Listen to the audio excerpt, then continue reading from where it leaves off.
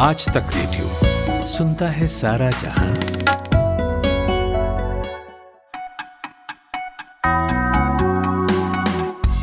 Hello, good morning. 10 जुलाई सोमवार का दिन। मेरा नाम खुशबू कुमार है और यह है पॉडकास्ट आज का दिन। महाराष्ट्र के स्पीकर ने एकनाथ शिंदे समेत 54 विधायकों को नोटिस भेजकर पूछा है कि उनकी सदस्यता क्यों न रद्द की जाए। तो हम जानेंगे कि आखिर इस नोटिस के परिणाम क्या होंगे और क्या आगे चलकर एनसीपी को भी ऐसा ही नोटिस भेजा जा सकता है। फिर बात बंगाल के बैलेट और बुलेट की।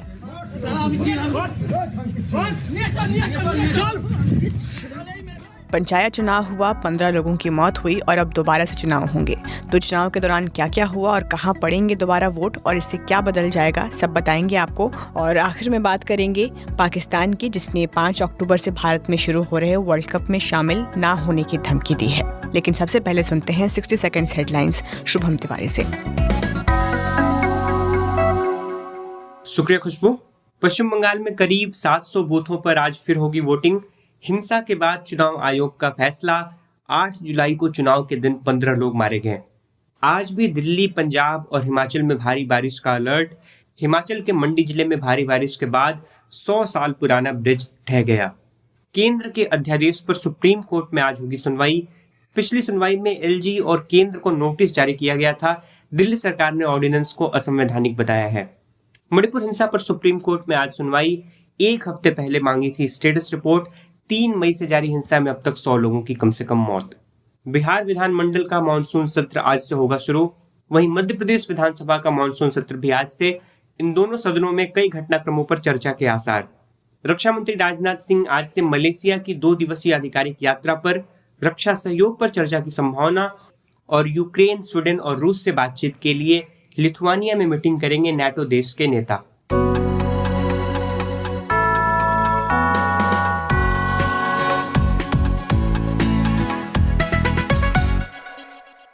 महाराष्ट्र की राजनीति में हर रोज एक नया अध्याय लिखा जा रहा है। जहां कल राष्ट्रवादी कांग्रेस पार्टी के विधायकों की खबरें हेडलाइन में थी, उसके तुरंत बाद फोकस मुख्यमंत्री एकनाथ शिंदे की ओर शिफ्ट हो गया। विधानसभा स्पीकर राहुल नार्वेकर ने शिंदे सहित 54 विधायकों के लिए नोटिस जारी किया है। ये नोटिस दल बदल उल्लंघन कानून के बारे में है और इसका जवाब 7 दिनों के भीतर देना है। जिन 54 विधायकों को जवाब देना है उसमें शिंदे गुट के शिवसेना के 39 और उद्धव ठाकरे गुट के 14 हैं और एक अन्य विधायक भी है। इस हफ्ते की शुरुआत में उद्धव ठाकरे की शिवसेना ने सुप्रीम कोर्ट का रुख कर उससे विधानसभा अध्यक्ष को अयोग्यता याचिकाओं पर जल्द सुनवाई करने का निर्देश देने का अनुरोध किया था।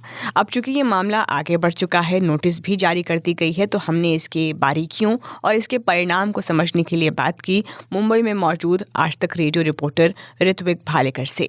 जी देखिए, पहली बात तो सुप्रीम कोर्ट ने जिस प्रकार का निर्णय दिया था उसमें कुछ बातें तो क्लियर कर दी है कि लीडर ऑफ द हाउस का चयन जो किया गया था वो गलत तरीके से किया। वो करने का अधिकार विधानसभा अध्यक्ष को नहीं बल्कि पार्टी के प्रमुख को होता है। और दूसरी महत्वपूर्ण बात उन्होंने जो कही थी कि विधायकों को अपात्रता को लेकर जो निर्णय लेना है वो कोर्ट के अधिकार में नहीं आता, वो विधानसभा अध्यक्ष के अधिकार में आता है। और उसके चलते विधानसभा अध्यक्ष को रीजनेबल टाइम में उसका निर्णय देना है। इसके चलते सभी विधायकों को जिन पर अपात्रता या डिस्क्वालिफिकेशन की पिटीशन फाइल हुई है, अब इन सभी विधायकों को नोटिस भेजी गई है कि अगले 7 दिनों के अंदर उन्हें एविडेंसेस जो कुछ भी है कि वो डिस्क्वालिफाइड ना हो सके या वो पात्र विधायक है, उन्होंने कोई गलत कदम नहीं उठाया है, उनका क्या कहना है, उनकी क्या भूमिका है, ये रिटन स्वरूप में पेश किया जाए, सबमिट किया जाए विधानसभा अध्यक्ष के कार्यालय में। और वो होने के बाद हो सकता है कि हर विधायक से 1-on-1 हियरिंग भी कर सकते हैं विधानसभा के अध्यक्ष, और उसके बाद वो निर्णय लेंगे कि किसको डिस्क्वालीफाई करना है और किसको नहीं। ऋत्विक, शिवसेना से जुड़े विधायकों के लिए ये नोटिस जारी की गई है, लेकिन हमने हाल ही में एनसीपी के भीतर भी वही होता देखा जो 1 साल पहले शिवसेना में हो रहा था। तो क्या आगे चलकर एनसीपी के लिए भी ऐसी कोई नोटिस जारी की जा सकती है? जी देखिए, ये अपात्रता का या डिस्क्वालिफिकेशन का मुद्दा तभी उपस्थित हुआ था जब उद्धव ठाकरे मुख्यमंत्री थे और उद्धव ठाकरे को राज्यपाल ने उस समय बताया था कि आपको बहुमत सिद्ध करना पड़ेगा फ्लोर ऑफ द हाउस पर, और आपको बताना पड़ेगा कि आपके पास बहुमत है, तभी आप सरकार में बने रह सकते हैं, वरना ये सरकार गिरने की कगार पर थी, क्योंकि एक बड़ा धड़ा 40 विधायक शिवसेना के अलग होकर सत्ता से विपक्ष में गए हुए थे, इसलिए सरकार खतरे में आई थी। फिलहाल अगर आप देखा जाए तो ये परिस्थिति थोड़ी सी उल्टी है, थोड़ी अलग है, क्योंकि यहाँ पर जो है एक विपक्षी नेता और विपक्षी पार्टी जो है वो सत्ता में शामिल हुई है, और यहाँ पर सरकार जो है वो किसी भी तरीके से खतरे में नहीं है। तो बहुमत सिद्ध करने का जो मामला है वो यहाँ पर उपस्थित फिलहाल नहीं होता, और इसी कारण मैं आपको बताना चाहता हूँ कि अगर बहुमत सिद्ध करने का विषय ही नहीं आता तो एनसीपी के पास कितने विधायक है, कम है, ज्यादा है, क्या वो सरकार बनाए रखने में पर्याप्त है, ये सारे विषय तभी उपस्थित होते हैं। और ऋत्विक, क्योंकि एक तरह से हम एकनाथ शिंदे के ऊपर बात कर रहे हैं, तो उसी कड़ी में मैं आपसे कैबिनेट विस्तार के बारे में भी जानना चाहती हूँ कि इस मोर्चे पर शिंदे बैकफुट पर हैं, अजीत पवार बड़े मंत्रालय के लिए दबाव बना रहे हैं। कई सारे विधायक एकनाथ शिंदे गुट से, शिवसेना से तैयार थे, वो खुले तौर पर बयानबाजी भी कर रहे थे कि हम मंत्री बनने वाले हैं, हम इसके लिए पूरी तैयारी कर चुके हैं। लेकिन देखा क्या हमने, एनसीपी का अजीत पवार के नेतृत्व में 9 लोगों ने यहाँ पर मंत्री पद की शपथ ले ली। ना बीजेपी से कोई मंत्री बना, ना एकनाथ शिंदे की शिवसेना से। और जबकि अब विधानसभा अध्यक्ष ने उन 17 विधायकों को नोटिस भी भेज दी है, तो ये मामला थोड़ा पेचीदा हो जाता है, क्योंकि जिन पर डिस्क्वालिफिकेशन की खतरे की तलवार लटकी हुई है उनको मंत्री कैसे बनाया जाए। ये बता तो ये भी जा रहा है कि अजीत पवार मुख्यमंत्री भी बन सकते हैं, तो मुझे नहीं लगता कि उनको किसी तरीके से दबाव बनाने की जरूरत है। फिलहाल दबाव में जो दिख रहा है वो एक तो बीजेपी या तो एकनाथ शिंदे की शिवसेना। बीते दिनों राजभवन में मंत्री शंभुराज देसाई के पिता और कांग्रेस नेता बाला साहेब देसाई पर एक किताब के विमोचन का कार्यक्रम रखा गया था। उसमें स्पीकर राहुल नार्वेकर ने कहा था कि जल्द ही वो एक क्रांतिकारी फैसला लेंगे। क्या वो इसी फैसले की बात कर रहे थे या आगे महाराष्ट्र की राजनीति में अभी और क्रांति बाकी है? देखने वाली बात होगी। बहुत बहुत शुक्रिया ऋत्विक भालेकर।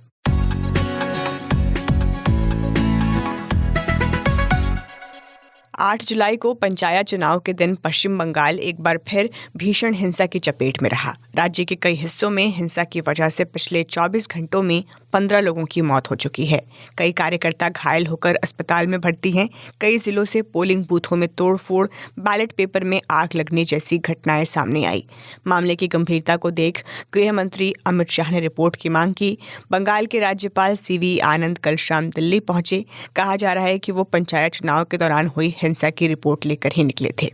एक और ये सब हो रहा था तो दूसरी ओर राज्य की विपक्षी पार्टियां इस चुनाव को वोट नहीं लूट बता रही थी। सुनिए भाजपा नेता शिवेंदु अधिकारी ने क्या कहा। ये कोई चुनाव नहीं हो रहा है, ये मौत हो रहा है। हिंसा का आगजनी पूरा स्टेट में। सेंट्रल फोर्स को कहाँ भी डिप्लॉयड नहीं किया। कोई बूथ में 60-65,000 सेंट्रल फोर्सेस है कोर्ट का निगरानी में नहीं है। CCTV not operating everywhere. ये वोट नहीं है, लूट है। कांग्रेस अध्यक्ष मल्लिकार्जुन खड़गे ने भी हिंसा की आलोचना की और इसे लोकतंत्र के लिए खतरा बताया। Violence I condemn because there should be a fair elections. Otherwise, there will be no democracy. हिंसा की खबरों को सुनने के बाद बंगाल राज्य चुनाव आयोग ने 4 जिलों में दोबारा से चुनाव कराने का फैसला किया। ये चुनाव आज होने हैं कुल 697 बूथों पर। इन वोटों की गिनती भी बाकी वोटों के साथ 11 जुलाई को होगी। चुनाव आयोग के इस फैसले और इसके आधार को विस्तार से जानने के लिए हमने बात की कलकत्ता में मौजूद आज तक रेडियो रिपोर्टर सूर्याग्नि रॉय से। देखिए, चुनाव के दौरान, पंचायत चुनाव के दौरान बहुत सारी जगहों पे हिंसा देखी गई थी। दूसरे जितने भी पॉलिटिकल पार्टीज हैं, तृणमूल कांग्रेस को छोड़कर, यानी कि Indian national Congress, left front जिसमें सीपीआईएम सबसे बड़ा पार्टी है, भारतीय जनता पार्टी और इंडियन सेक्युलर फ्रंट, ये 4 दूसरी पार्टीज हैं जिन्होंने बहुत सारे जगहों पे दावा किया था कि रिगिंग हो रहा है और लोगों को वोट नहीं देने, उनको रोका जा रहा है वोट देने से। इसी को लेके इलेक्शन कमीशन के पास बहुत सारे कंप्लेंट्स इन पार्टीज की तरफ से की गई थी। 696 जगहों पे पूरे राज्य में रीपोलिंग होने वाला है। सबसे ज्यादा मुर्शिदाबाद में होगा।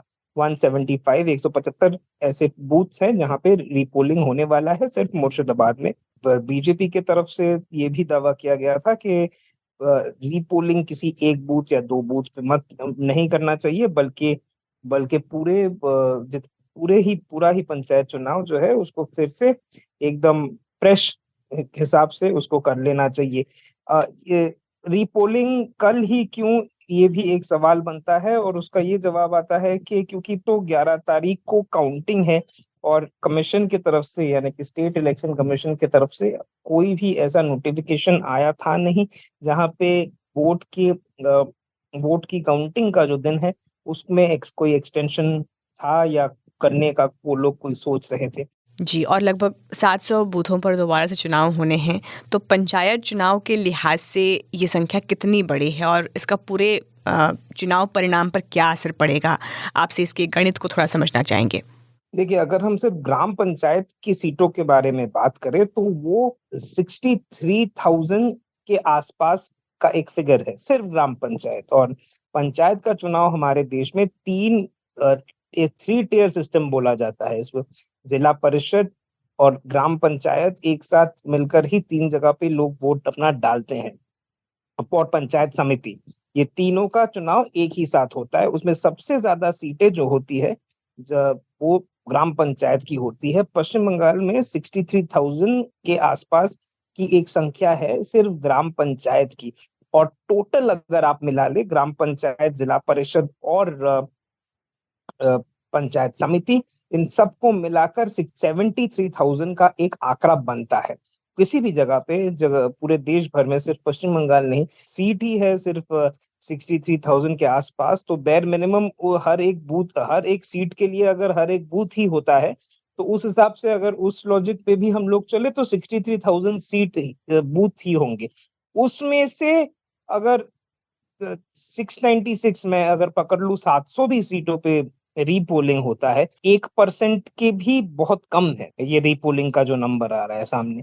तो उस हिसाब से जो चुनाव हो चुका है उसके बाद उसका जो नतीजा होने वाला है इस रीपोलिंग से, मुझे नहीं लगता कि तृणमूल जो उसको कहा जा रहा था कि वो लीड कर रही थी, उसके अगर एग्जिट पोल सही है तो उसके अगेंस्ट कुछ हो सकता है। मुझे पर्सनली नहीं लगता। विश्लेषक ऐसा मानते हैं कि पंचायत चुनावों में आमतौर पर राज्य में सत्तारूढ़ दल हावी रहता है। हालांकि पंचायत चुनाव मतदाताओं के बारे में कुछ संकेत देते हैं, जैसे आगामी बड़ी लड़ाइयों के लिए उनकी मानसिकता क्या है। बहुत बहुत शुक्रिया सूर्याग्नि।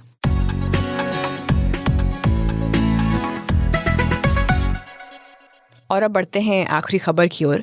जब से इंटरनेशनल क्रिकेट काउंसिल यानी आईसीसी ने वर्ल्ड कप के मैचों का शेड्यूल जारी किया है, तभी से पाकिस्तान की ओर से इस पर कुछ ना कुछ आपत्तियां आती रही हैं। ताज़ा मामला भारत में क्रिकेट खेलने को लेकर है।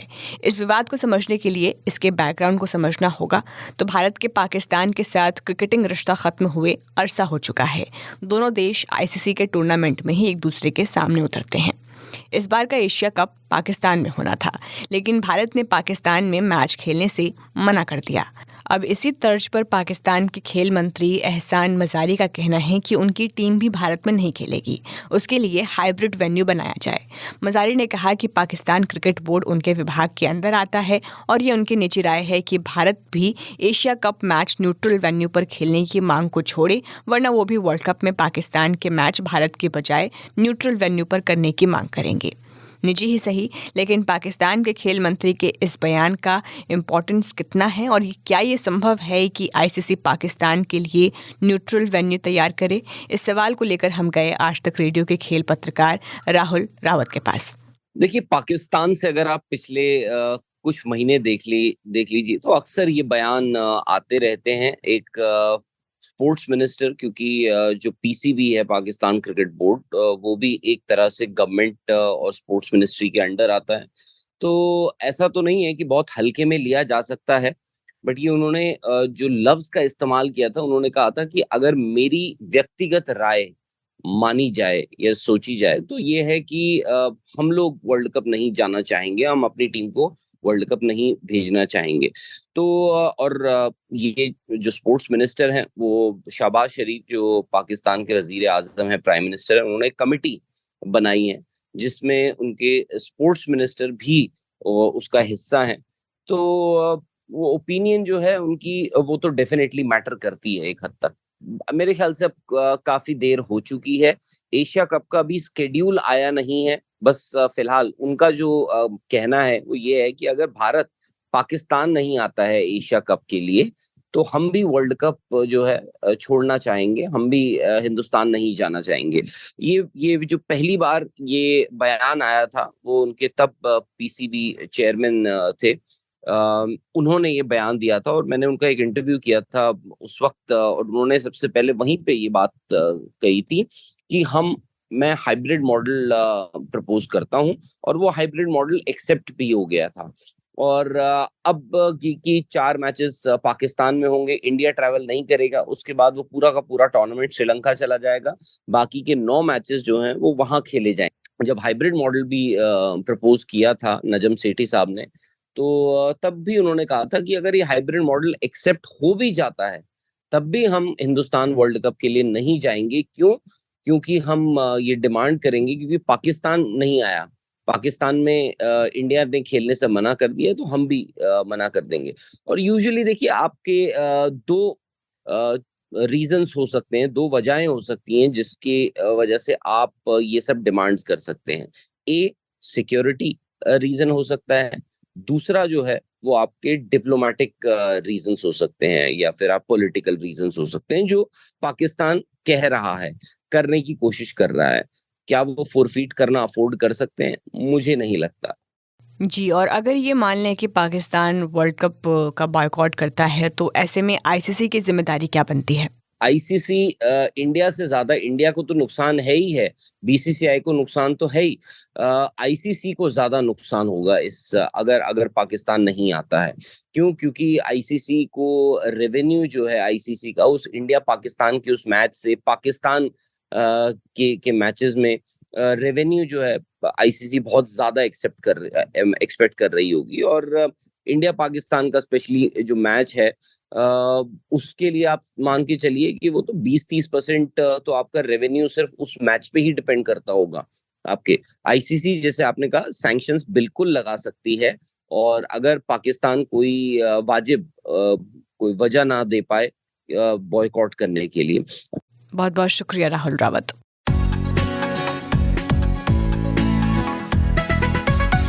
और अब वक्त हो गया है अपने खास सेगमेंट आज के अखबार का। शुभम तिवारी आज हमारे साथ हैं जो देश विदेश की खबरों के साथ तैयार हैं। Good morning Shubham. तो सबसे पहले देश के अखबारों से शुरुआत करते हैं। गुड मॉर्निंग खुशबू। बारिश से अखबारों के पहले पन्ने भींगे हुए हैं, और ये चाहे दैनिक भास्कर हो, हिंदुस्तान, जनसत्ता या इंडियन एक्सप्रेस, सभी के यही हाल है। दैनिक भास्कर ने हेडलाइन लगाई है पहले पन्ने पर कि दिल्ली में 41 साल की रिकॉर्ड बारिश, स्कूल बंद, यमुना खतरे के निशान के ऊपर। बारिश और तबाही के कारण पहाड़ दरके हैं, नदियां अपनी उफान पर हैं, कई जगहों पर जो पुल हैं वो ढह गए हैं, तस्वीरें हैं जिनमें सड़कें नदी की तरह दिख रही हैं, और दिल्ली समेत 5 राज्यों में 24 लोगों की मौत हुई है। हरियाणा के गुड़गांव में और हिमाचल प्रदेश के मनाली में 52 साल का रिकॉर्ड टूट गया है। दिल्ली की अगर सिर्फ बात करें तो 41 बरस के बाद दिल्ली में जुलाई में एक दिन में सबसे अधिक बरसात हुई है। 11 लोगों की मौत यूपी में हुई है जो उत्तर भारत में सबसे अधिक है। और एक खबर मैं हिंदुस्तान में देख रहा हूँ, सरकार जीएसटी चोरों पर शिकंजा कसने की तैयारी कर रही है, और इस दिशा में होगा ये कि अब जीएसटी से जुड़े अपराधों की जांच ईडी कर सकेगी। भारत की बांग्लादेश पर आसान जीत हुई है। कप्तान हरमनप्रीत कौर की अर्धशतक की बदौलत भारतीय महिला क्रिकेट टीम ने बांग्लादेश को बहुत ही आसानी से कल हरा दिया। एक और छोटी सी बात, बहुत ही अहम जानकारी कि कर्मचारी पेंशन योजना के तहत अधिक पेंशन का विकल्प चुनने की जो अंतिम तारीख है वो मंगलवार तक है। तो इस दिशा में अगर आपकी कोई पहल बाकी हो तो वो आप जरूर करें। दैनिक भास्कर पर मैं खबर पढ़ रही हूँ, पंजाब से जुड़ी हुई है शुभम। पूर्व डिप्टी सीएम ओम प्रकाश सोनी को विजिलेंस ने गिरफ्तार कर लिया है। उन पर आय से अधिक संपत्ति का आरोप है जो 2016 से 2022 के बीच कमाई गई है। तो आज उनकी इस मामले में पेशी भी है, और पहली बार 25 नवंबर 2022 को उन्हें तलब किया गया था। करीब 8 महीने तक ये जांच चली। उसके बाद अमृतसर के विजिलेंस ऑफिस में रविवार को एफआईआर दर्ज की गई। फिर एंटी करप्शन डिफेमेशन एक्ट में केस दर्ज हुआ तो उसके तुरंत बाद उन्हें अरेस्ट कर लिया गया। द ट्रिब्यून अखबार भी मेरे सामने खुला हुआ है, तो वहाँ पर भी पंजाब से जुड़ी इस खबर को प्रमुखता से लिया गया है। खुशबू, एक खबर है कि कनाडा अमेरिका, मैं दैनिक जागरण पर देख रहा हूँ, कनाडा, अमेरिका और ब्रिटेन के साथ ही ऑस्ट्रेलिया में भी खालिस्तानियों ने विरोध रैली के तहत प्रोटेस्ट का आयोजन किया था और उसके बाद फिर कई तरह के सवाल उठे वहाँ की सरकारों पर। अब कनाडा के दूतावास से भारतीयों की तस्वीरें आई हैं जहाँ पर वे तिरंगा लहराते हुए दिख रहे हैं। एक दैनिक भास्कर की कहानी है कि जो नई राष्ट्रीय शिक्षा नीति है वो क्लास 3 से लेकर क्लास 12 तक के कोर्स को तैयार कर चुकी है और इस महीने के अंत तक उसका पूरा का पूरा स्वरूप सामने आ सकता है। इसमें साल में 2 परीक्षाएं होंगी और विकल्प में 150 विषय रखे गए हैं। 4 कैटेगरी है। एक है फाउंडेशन स्टेज जिसमें 3 से 8 साल के बच्चे होंगे और इसमें किसी भी प्रकार की परीक्षा नहीं होगी। दूसरा प्रिपरेटरी स्टेज, इसमें 8 से 11 साल के बच्चे जिनमें 3 भाषाएं और गणित की पढ़ाई होगी। थर्ड स्टेज जो है वो मिडिल स्टेज है, इसमें 11 से 14 साल वोकेशनल एक्सपोजर शुरू होगा यहाँ से। और चौथी कैटेगरी जो है वो सेकेंडरी स्टेज है 14 से 18 साल की और 9वीं का रिजल्ट 10वीं में भी जोड़ा जाएगा। तो ये एक जानकारी दैनिक भास्कर ने अपने हवाले से दी है। पूरा नई राष्ट्रीय शिक्षा नीति का स्वरूप क्या होगा ये इस महीने के आखिर तक पता चल सकता है। और तमिलनाडु के मुख्यमंत्री M.K. स्टालिन ने राष्ट्रपति द्रौपदी मुर्मू को पत्र लिखा है। खबर मैं द फ्री प्रेस जर्नल पर पढ़ रही हूँ। इस पत्र में उन्होंने राज्यपाल R.N. रवि पर संवैधानिक पद पर बने रहने के लिए अयोग्य होने का आरोप लगाया है और ये चिट्ठी जो है उन्होंने शनिवार को लिखी जब R.N. रवि ने नई दिल्ली में केंद्रीय गृह मंत्री अमित शाह के साथ बैठक की। लेटर में और थोड़ा डिटेल में जाएं तो अखबार ने लिखा है कि उन्होंने उसमें इस बात का जिक्र किया है कि गवर्नर जो है वो बिल्स को मंजूरी देने में देरी कर रहे हैं, पुलिस जांच में इंटरफेयर कर रहे हैं और विभाजनकारी विचारधाराओं को बढ़ावा दे रहे हैं जो कि लोकतंत्र के लिए खतरा है। दैनिक भास्कर पर मैं देख रहा हूँ एनडीए का कुनबा बढ़ाने की कोशिश में जुटी भाजपा और लोकसभा चुनाव के पहले भारतीय जनता पार्टी ने नए सहयोगियों को जोड़कर एनडीए गठबंधन का विस्तार करने की कोशिश की है और विपक्ष के एकजुटता के प्रयासों के बीच 18 जुलाई को दिल्ली में एनडीए की बैठक बुलाई गई है। इसमें राष्ट्रवादी कांग्रेस पार्टी एनसीपी के अजित पवार, शिवसेना के एकनाथ शिंदे गुट के शामिल होने की संभावना है। दोनों ही महाराष्ट्र में भारतीय जनता पार्टी के साझा सरकार में हिस्सेदार हैं। वहीं कल इसी की रोशनी में लोजपा रामविलास के नेता और रामविलास पासवान के बेटे चिराग पासवान से पटना में गृह राज्य मंत्री नित्यानंद राय ने मुलाकात की। खबरें हैं कि चिराग पासवान एनडीए में शामिल हो सकते हैं। एक खबर, पंचकुला पहुंचे अरविंद केजरीवाल ने बिजली आंदोलन वहां शुरू किया। उन्होंने कहा है कि पंजाब और दिल्ली में अगर बिजली फ्री हो सकती है तो हरियाणा में क्यों नहीं। अरविंद केजरीवाल ने कहा है कि यहाँ हरियाणा में अंबानी और अडानी कंपनियों को बिजली के रेट बढ़ाकर फायदा पहुंचाया जा रहा है। केजरीवाल ने यह भी कहा है कि पढ़े लिखे लोग दिल्ली और पंजाब में सरकार चला रहे हैं, दूसरी तरफ हरियाणा में चौथी पास और अनपढ़ लोग हैं जिन्हें सरकार चलाने नहीं आती। मध्य प्रदेश के इंदौर में श्री बाल विज्ञान शिशु विहार में तिलक लगाकर आए छात्रों को टीचर पद्मा सिसोदिया ने चांटे मारकर भगा दिया। एक दिन पहले भी बच्चों को मुंह धोकर आने के लिए कहा गया था। परिजनों ने इस पर नाराजगी जाहिर की है तो स्कूल ने इस पर दो टूक कह दिया है कि उनके यहाँ धर्मवाद नहीं चलेगा। कुछ परिजन संघ के कार्यकर्ताओं के साथ स्कूल पहुंचे और उन्होंने इस विषय पर हंगामा भी किया है, लेकिन जो प्रिंसिपल हैं ओम प्रकाश सिंह जी, उन्होंने तिलक पर बैन हटाने के लिए साफ मना कर दिया है। प्रिंसिपल बोले कि ये हमारा अधिकार है और टीसी अगर ज्यादा आप दिक्कत करेंगे तो आपको टीसी दे दी जाएगी, मतलब कि ट्रांसफर सर्टिफिकेट दे दी जाएगी, आपका नाम स्कूल से काट दिया जाएगा। तो चलिए अब चलते चलते ये भी जान लेते हैं कि आज की तारीख यानी कि 10 जुलाई के इतिहास में क्या अहमियत है, क्या क्या हुआ था आज के दिन। भारत के पहले स्वतंत्रता संग्राम की बात होती है तो हमें 1857 की क्रांति ही याद आती है, लेकिन 1806 में आज ही के दिन वेल्लोर में भारतीय सिपाहियों ने अंग्रेज़ों के खिलाफ पहला विद्रोह किया था। करीब 200 अंग्रेज सैनिकों पर हमला किया। आज ही के दिन 1962 में नासा ने टेलस्टार 1 सैटेलाइट लॉन्च की थी। ये दुनिया की पहली कम्युनिकेशन सैटेलाइट थी जो हजारों किलोमीटर दूर तक सिग्नल ट्रांसमिट कर सकती थी। 1965 में ग्वालियर में महिलाओं के लिए पहले एनसीसी कॉलेज की स्थापना हुई। तो इसी के साथ पॉडकास्ट आज का दिन में फ़िलहाल इतना ही। कैसा लगा आपको ये पॉडकास्ट हमें ज़रूर बताइएगा। हमारा पता है radio@aajtak.com।